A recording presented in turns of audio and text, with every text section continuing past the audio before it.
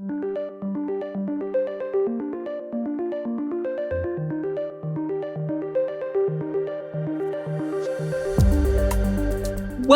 to tomorrow's Tech Today, bringing you the latest in technology, talent, and transformational change. This podcast episode is sponsored by Intel. And to find out more about Intel, please click on the link in the description to learn more.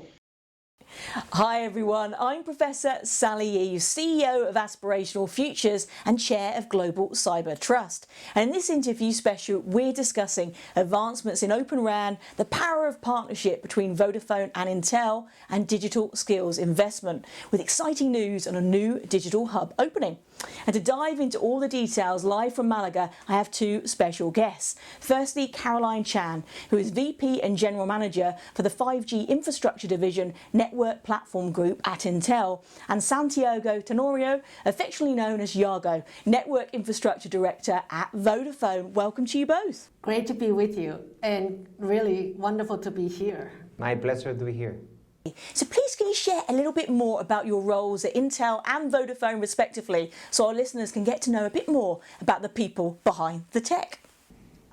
So when I talked about what we've been doing here in 5G and OpenRAN, it's been a long journey. Started with network function virtualization, you remember the beginning. And the vision really is about how do I take the traditional network, the legacy network that we've had, and really started driving more innovation into it, really start building a much better innovation cycle, as well as the digital transformation that really happening all around outside of telco in the cloud, drive that cloud economics into the network. I think that's the journey that we've started with you like 7-10 years ago. We started preparing, and had we not been able to work with Vodafone, we would not be here today, for sure. Yeah, I think it was 2014 that we started, so you're right, it's 8 years ago.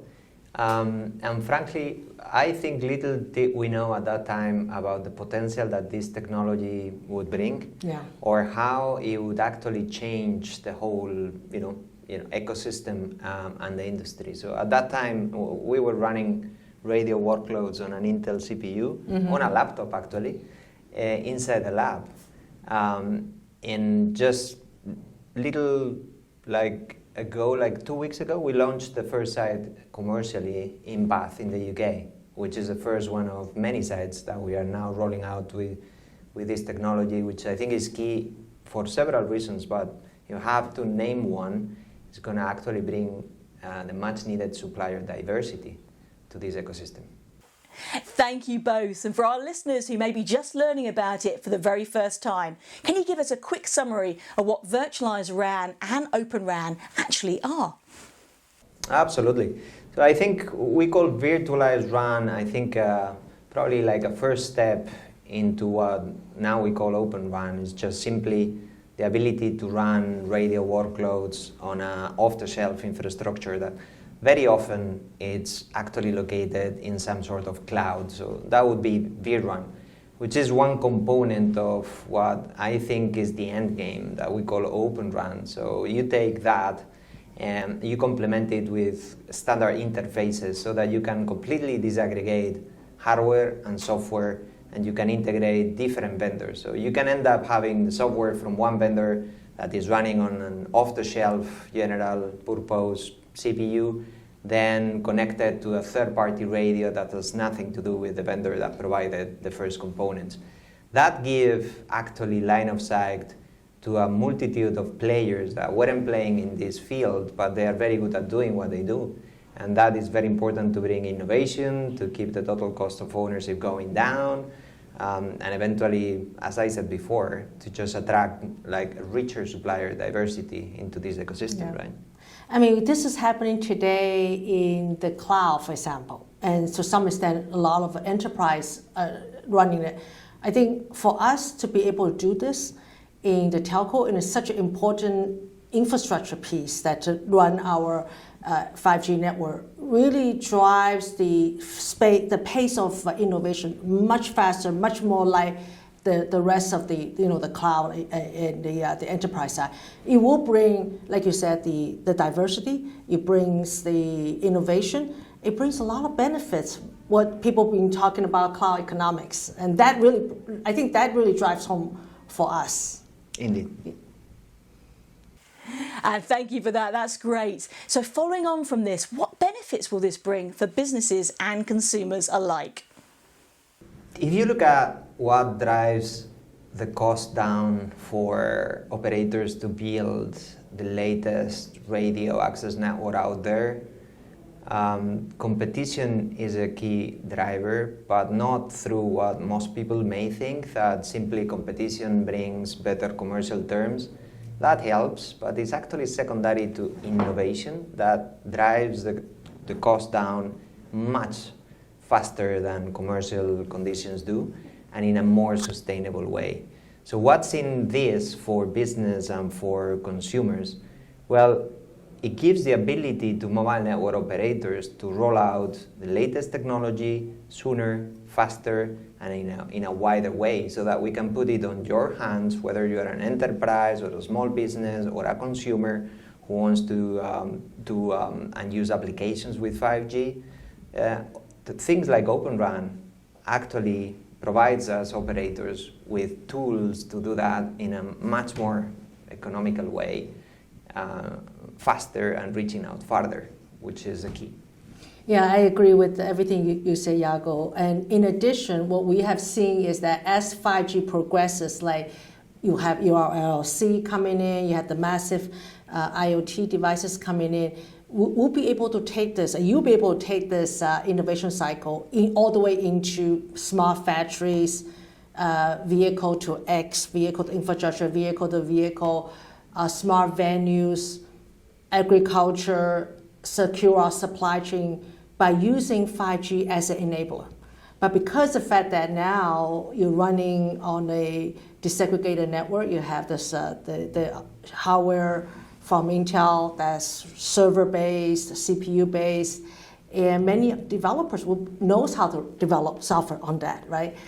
It's a white box, it's no longer a black box. Once you segregate software and hardware, you do, like you said, start writing different use cases that vertically focus rather than just connecting, making a phone call. So that to me has even expanding the market and has the really ROI for a lot of for the operators like Vodafone.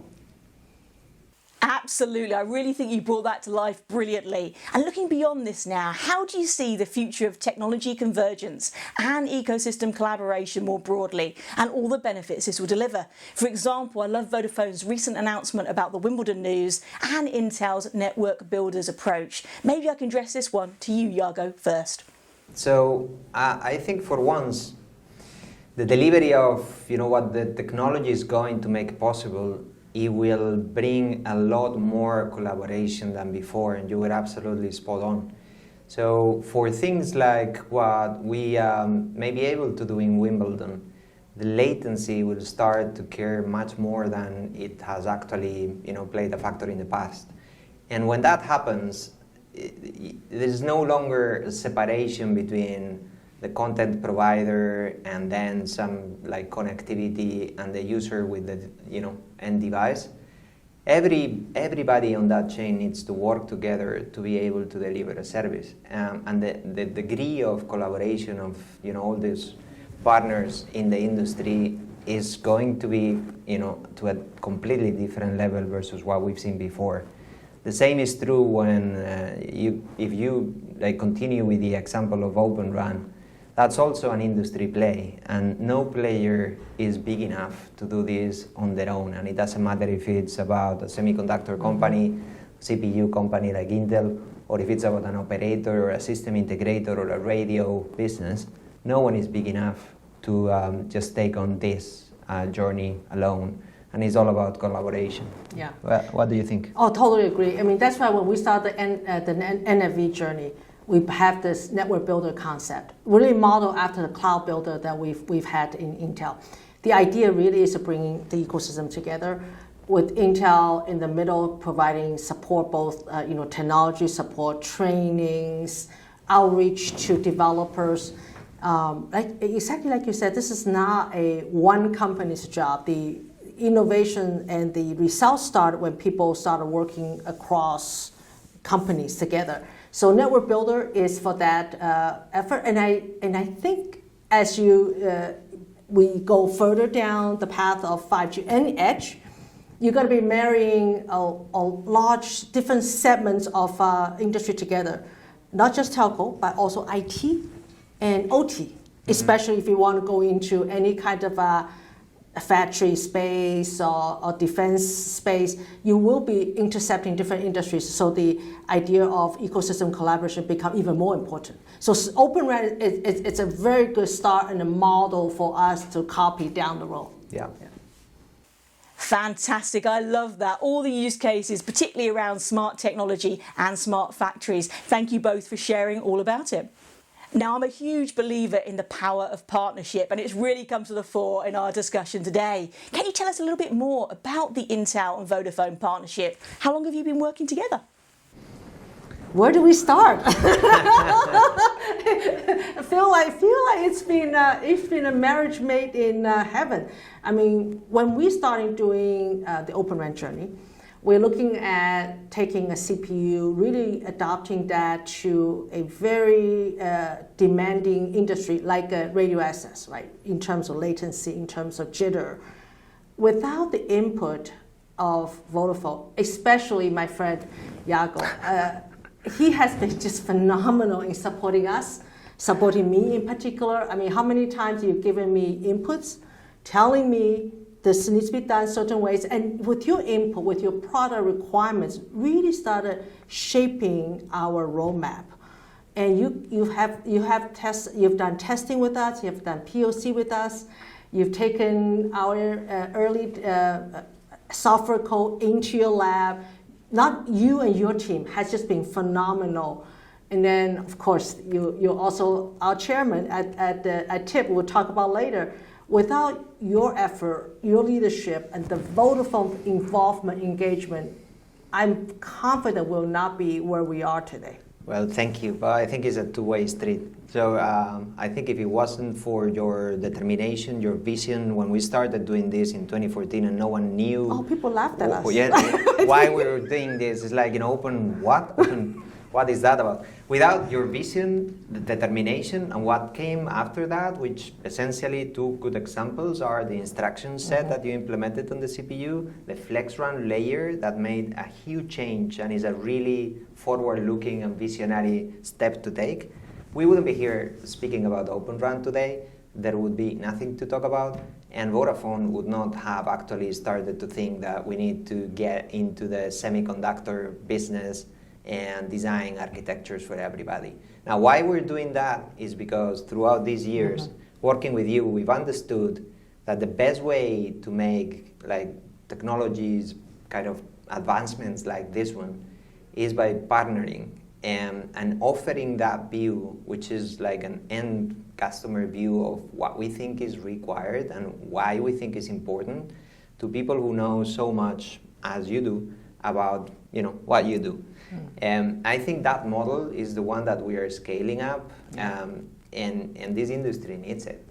And I think what we've done and the story that brought us together here today is a really nice story, and I think it's an example of industrial cooperation. Yeah, this is a cross-functional, you providing the foresights, the insights, and you help us to implement our roadmap, and we get a constant close-loop feedback from you.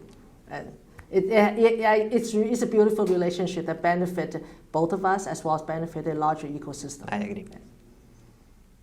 So Vodafone recently launched its first 5G OpenRAN site for the UK. Can you tell us more about the journey leading up to this milestone moment? And what does the road ahead look like for Vodafone and OpenRAN? Absolutely. So I think we announced in November 2020 that we were doing OpenRAN in the UK. We announced the vendors of choice in June 2021. We announced the timeline, and actually we were able to bring the first site up, and it's a 5G OpenRAN, which is the most difficult part, right? So we decided to do that first, and we actually did it exactly on plan and without a single week of delay versus what we anticipated at the beginning, and without any compromise on performance or specification or capacity or anything else, which is a fantastic start. So we are working really well with our partners in this project. Intel is, of course, one of them and an important one, and they have their semiconductor inside of Dell servers. We're working with Wind River and with Samsung. And this is just the start, and I think we've been very clear that this is the first of at least another 2,500 sites, which is our minimum commitment for the OpenRAN rollout in the UK. Now that, I think, is very important milestone, first because it's probably the first kind of major deployment that we know of in Europe, particularly from a brownfield operation. And it's the start of something bigger, without any doubt. Second, because I think up until recently, you could still hear the question as whether OpenRAN is going to happen or not. That probably changed very quickly as to when was that going to happen exactly. Now there's no longer the question; it is happening. And if you kind of wonder whether it's going to catch up with the incumbent architecture performance, well, that is a given. It is happening already. That's not a forecast anymore. It's not an estimation. That is the plan. So this time next year, we will be rolling out in Urban. We're pretty sure, and that will include massive MIMO. At that time, I think the question will be completely different one, and I think everybody will understand that this is here to stay, and you will start appreciating the benefits. In terms of the potential and what comes next, I have zero doubt that this technology has the potential to actually overcome the incumbent architecture that we've been working on for years, and it's been fantastic, and it brought us to where we are. But when you look at the platform for innovation, where smaller players and developers can come and deploy their applications on top of the RIC interface, for instance, or how specialized companies have now a line of sight to deploy their solutions directly on the field, well, there is little doubt that from all perspectives, it doesn't matter if it's cost or performance or capacity or energy efficiency, which is very important for us. There is now a plan for all those and each of those to actually deliver better results than the incumbent architecture. And that's what we're going to see next. I have no doubt.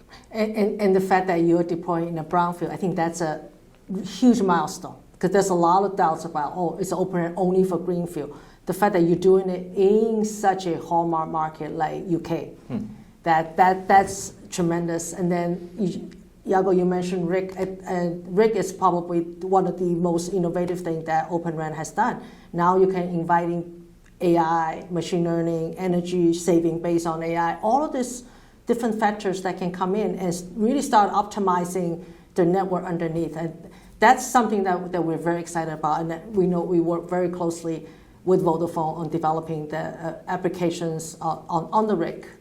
So, very good. I'm excited. If next year, let's say you and I sit down again and talk about this, I think the talking points will be different. We'll be driving an intelligence deep into the network itself. Yeah, I want us to come back in a year. And in Malaga. Yes, again. why not? Yes, this is a great place to be. Why not? And I think keep this trend of having done exactly what we said that we would do, which is, I think, one important aspect that brought us here. Now, some people have said that urban environments in particular are very challenging for OpenRAN deployments. Do you agree? And if so, how are Vodafone and Intel solving this challenge and solving it together? So, Sally, I think you mentioned about urban, right? Deploying OpenRAN in urban environment. So one of the things that Iago mentioned is that they're planning to deploy massive MIMO, and our roadmap, both the FlexRAN and our Silicon roadmap, absolutely supports massive MIMO. We have seen deployments, for example, in dense urban areas like Tokyo, like one of the most busiest intersections, Shibuya crossing. We're seeing that already being rolled out, and the fact that Vodafone taking the leadership and bring that into UK one of the very dense Western European countries, and I have no doubt that this will be, you roll this out in a dense urban area. It's not if, it's a matter of when. It's happening. It's happening. Good. It's happening. So I guess you can summarize probably two factors, if you may. Simplifying to the maximum, what you need to deploy in an urban environment is completely uncompromised 4G in performance and capacity, like with the latest capabilities from the latest 3GPP release. And then a very strong 5G massive MIMO that will give you, of course, peak speeds, but capacity and everything else. So with 4G, I mean, we've run like, I can't possibly remember how many trials of 4G OpenRAN. We are there. I mean, there is little doubt. And probably people may have been wondering when or whether massive MIMO was going to actually be, featured in OpenRAN. Well, I tell you what, I mean, it's on our lab. We're testing it. It's coming later this year. And I have little doubt that we'll make it happen on time. This is not a prediction. It's a plan. And we have a plan week on week and day on day. And I think this time next year, we'll have it in action. And I think the question will shift to a new one. And having lived through the birth of OpenRAN over the last few years, I tell you in 2018, as I was saying before, the question was, well, is this really ever going to happen? Then became, okay, it's happening, but when is it going to happen? And then the question became, yes, 4G, but then 5G as well, and every time we've been able to just keep our promising and keep delivering, and this will be no different. Stay tuned. Now, as we spoke about before, I'm a huge advocate for digital skills empowerment, so particularly excited to learn about the new Digital Skills Lab. What exactly does this offer, and what's Intel's involvement with Vodafone, and how does it link to the Intel Network Builders University? You want to share a little bit about the Digital Skill Lab that Vodafone has? Please, no, you start. Yeah. So in terms of I mentioned Network Builder, the Network Builder is really driving the ecosystem together. So Network Builder University really started looking at how to be providing trainings and skill to all of our developers and ecosystem, not just the ones that write on network, but also the people that develop applications on top of it. So we provide this kind of materials and training to all our partners, like Vodafone, the digital skill lab that you develop, and all these materials are related to our roadmap, as well as related to all the software that we put out, like not FlexRAN, for example, or the OpenVINO, some of the AI-related developer tools. So DPDK, all of those things are provided as part of the enabling our ecosystems. That is a phenomenal platform. And COVID hasn't done a lot of good for us, but if it's brought something which has helped, is the acceleration of the digitalization of society, which is something that we need to actually fast track, keep and accelerate. Now, we are working really hard to help to enable that digitalization to continue, always with persons and human beings in the center. We build a digital society around the needs of humans and corporates and small businesses. And we are here today talking about OpenRAN because actually this OpenRAN Semiconductor Advanced Design Center is part of a bigger framework with up to 600 FTEs that we are actually opening today in Malaga that is going to be dedicated to the delivery and the development of digital services. And one, I think, very important thing for an operator like us is that we've adopted a culture of actually insourcing and building this digital society enabling applications ourselves. And we just announced a few months ago that we are recruiting 7,000 software engineers from here to 2025 as part of these insourcing capabilities and the creation of this digital skill layer for which platforms like yours are absolutely essential. Looking at another area now, just how important is silicon processors to the growth of 5G and to OpenRAN? Silicon is the heart and soul of the OpenRAN and the 5G network. Everything starts with silicon, and then you layer software on top. So Intel, obviously, we have keep investing into silicon development. We have a roadmap that every year we have new CPU as well as accelerator SoC that coming out. So going forward, and we current generation Ice Lake that's going actually be deployed now, and then we'll be having next generation coming out. In fact, Yago and I were just talking about the one in 2024 roadmap, and we started our discussion already. So continuing invest into silicon process, and invest into enable the supply chain security and the ample supply, and that's Intel's our bread and butter business. So that's absolutely something that we'll keep on investing.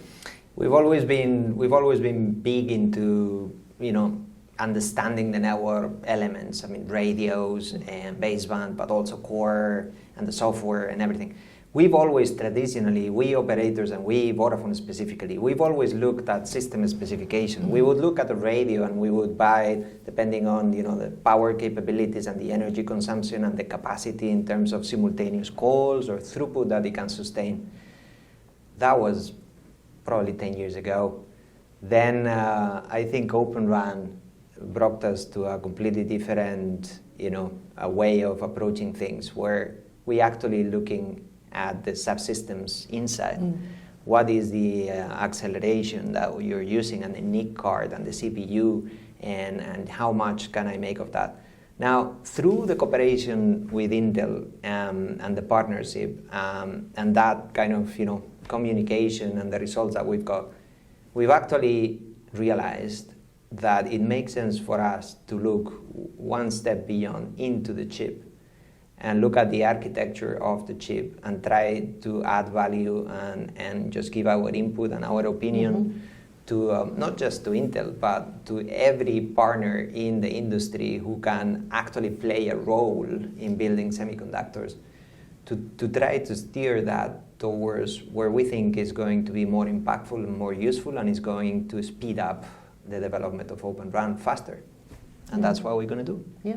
And that's why we're here in Malaga and supporting, cheering on Vodafone opening the Silicon Center, which it's unusual, unheard of for operator to do that. But I applaud you taking that step and really driving down into the inner guts of the network.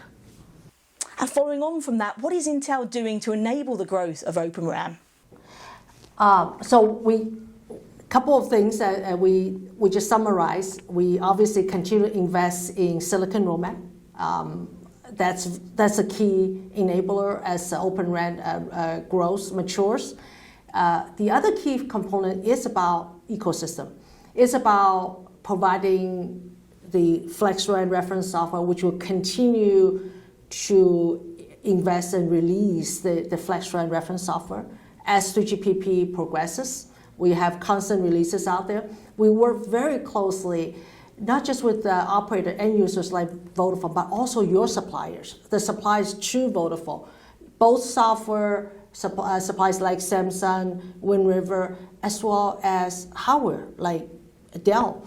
We work closely with them. We enable them, give them early access to our software and hardware samples so that they will get to market faster, and they will be able to provide feedback to us in terms of sustainability, energy savings, artificial intelligence. We work with different developers, including the cloud developers, to really start maturing. It's so important that OpenRAN ecosystem needs to mature. As Yago wants to take this into the urban market or into URLC beyond 5G, that pace has to keep up. So we'll continue to invest there.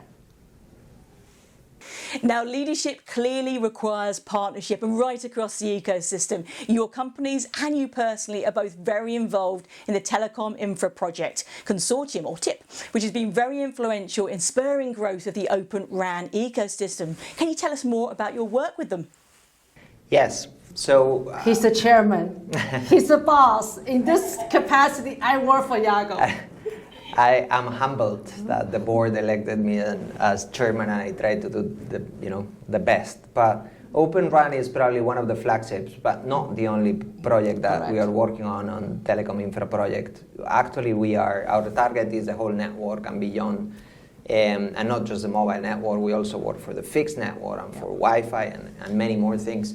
But it's true that OpenRAN probably made us famous or better known because it's a flagship project. Now, the same is true about every other project in TIP. To make this successful is an industry-level cooperation. No partner alone can make it happen. Not even a one-to-one relationship, no matter how good it is, like ours, like working together, an operator and someone like Intel can make it happen on their own. This is an industry play. And we've always been absolutely mindful, and I speak for Vodafone in this case, that whatever we do, it needs to be shared and contributed and be available for anyone to use. OpenRAN needs a scale, and OpenRAN needs volume.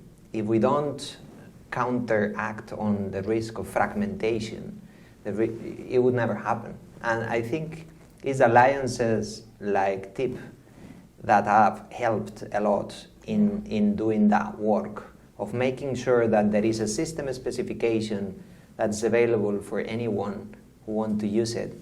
And then you have the certainty. If you are an operator, then first you don't need to put that specification together on your own, which saves you time and effort and resources. But second, you know that you're going to be buying something that everybody else is going to be buying too, and therefore you have more chances to gather volume. And if you're a vendor, then you will find that that is the specification you want to build, because it's almost certain that someone will buy it, because that is the specification everybody is working against.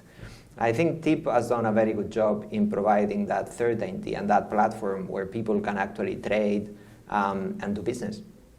And even before that, the Orange Alliance has done a phenomenal job in specifying the interfaces of the system, if we continue with the example of OpenRAN. And without both, I don't think we would be here speaking about these advancements today. The chairman said very well. And TIP is more than OpenRAN, although we are known for OpenRAN, but we've done Open Wi-Fi and so on. And we are known as a doers, right? We put things together. And we have community labs. Without this TIP's effort as a consortium to really push forward this, I think we'll not be where we are today. So Intel is very proud to be one of the co-founders of TIP, and I've been proud to serve on the board. And under Yago, I have great hopes, and that TIP will really complete this network virtualization journey, a cloud-native journey. And looking ahead, if we could hopefully return to this discussion, say a year from now, what innovation powered by these three pillars of OpenRAN, the power of partnership and digital skills investment do you hope we have actualised? I'm sure it will inspire many. I think in a few years from now, we'll be talking about 5G into different verticals. We'll be talking about 5G and edge, 5G and AI and machine learning. So everything that we are doing today to speed up the innovation, to introduce many different players, especially on the software side that come into our ecosystem, will be the biggest benefit that we'll see. The entire supplier community will be much bigger than what we have today, because we'll be inviting different people that writing applications on the RIG platform. If we've done our job right, that journey will lead us into a much bigger market, and especially around the digitalization of our economy. Fully agree, and I fully subscribe what you said. And I think I would only add maybe one thing. I think in the years from today, we would get together again, and you would ask us the question, did you know when you opened that collaboration, based in Spain, in Malaga, that you were actually going to help Europe to go back into the picture? Did you know that you were going to help, so many vendors develop a role into OpenRAN and stay relevant? Was that intentional, or was that by chance? and we will answer them. Yeah. So a few years from now, come to Malaga and we'll do this again. Well, thank you, Iago. Thank you, Caroline. It's been an amazing episode today. Thank you. And I hope to be there in person with you next time there in Malaga. Thank you, everyone. And thank you all for watching.